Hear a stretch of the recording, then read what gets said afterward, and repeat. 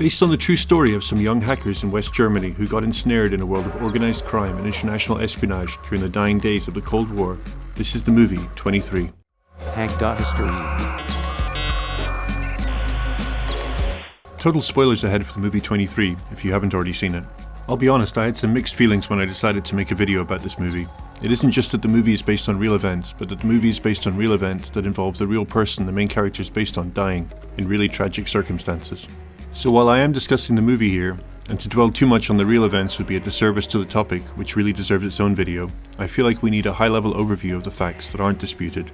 Karl Koch was a young, idealistic hacker who went by the nickname Hagbard. He was living in 1980s West Germany at the tail end of the Cold War and became entangled in drug addiction, espionage, and his own spiraling mental health. He was what we would now loosely term a hacktivist, someone who hacked to achieve political or social goals.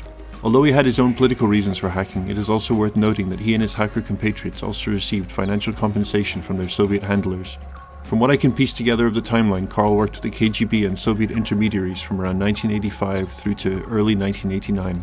The computer exploits of Karl and his small circle of friends, hacking into US military systems and European nuclear facilities, among others, became the basis of a book by sysadmin Clifford Stoll entitled The Cuckoo's Egg, about Stoll's experience catching the group on networks he was involved with and investigating their intrusions.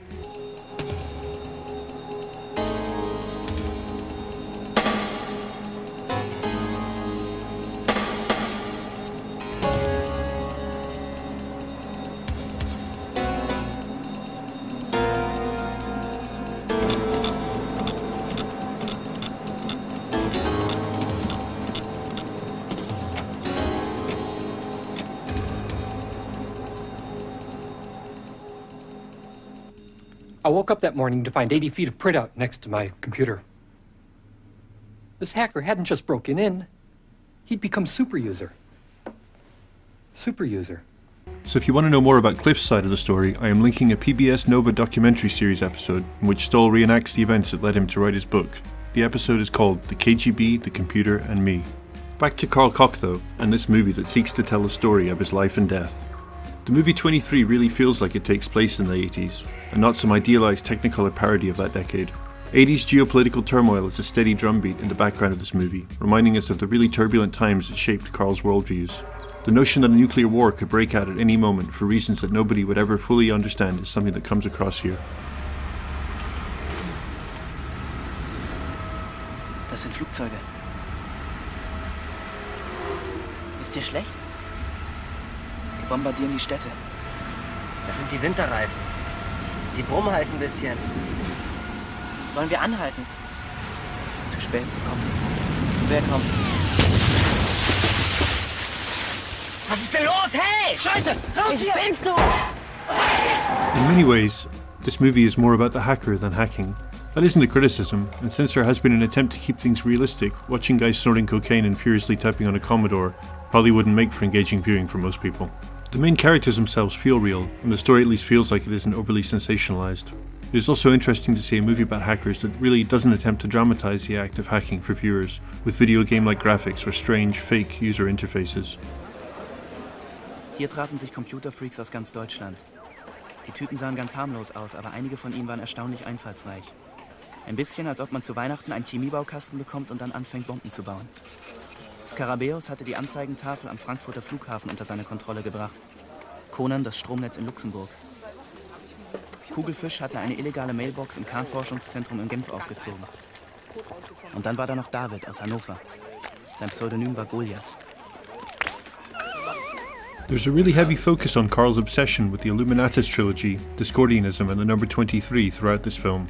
Karl is portrayed as a conspiracy theorist and paranoiac. How genuine this is not for me to say though.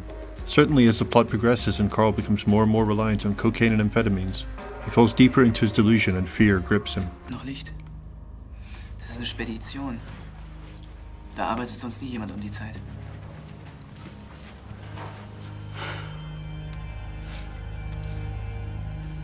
Lass uns mal weitermachen.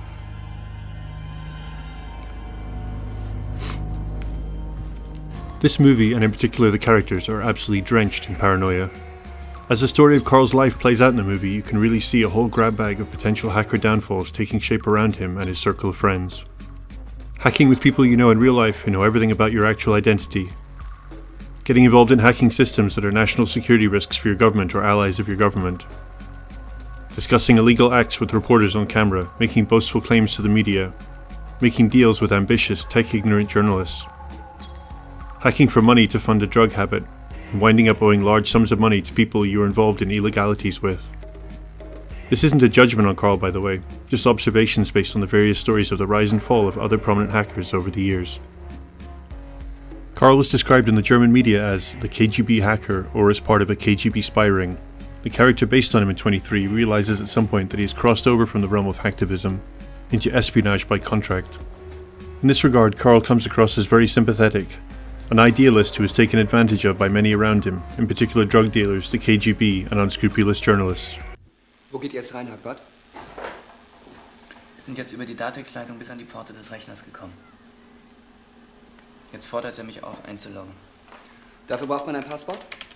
Richtig. Woher habt ihr das? Betriebsgeheimnis. Aha. Ihr wisst, dass es inzwischen empfindliche Strafen gibt. Habt ihr keine Angst, dass ihr erwischt werdet? Nein. In June of 1989, Karl's remains were found in a forest near Celle in Germany. He had been reported missing after leaving his workplace to go for lunch and never returning. His death was ruled a suicide by the German authorities, although many disputed this and pointed to inconsistencies at the scene of his death as signs of foul play. The movie doesn't really dwell on the end of his life, thankfully, as the movie is pretty hard going at times, as things just go from bad to worse for our protagonist. If you enjoyed Mr. Robot, I think you'll see echoes of that fictional story here. Friends of Karl Cox have created an online memorial for him, complete with newspaper clippings and collages. I've included a few in this video, and I'm linking their site in the video description. So what events in hacker history have we not covered yet that you think are vital? What hacker-related TV shows and movies can we simply not miss out on? The more obscure the better. Please hit the comments with some suggestions for future episodes.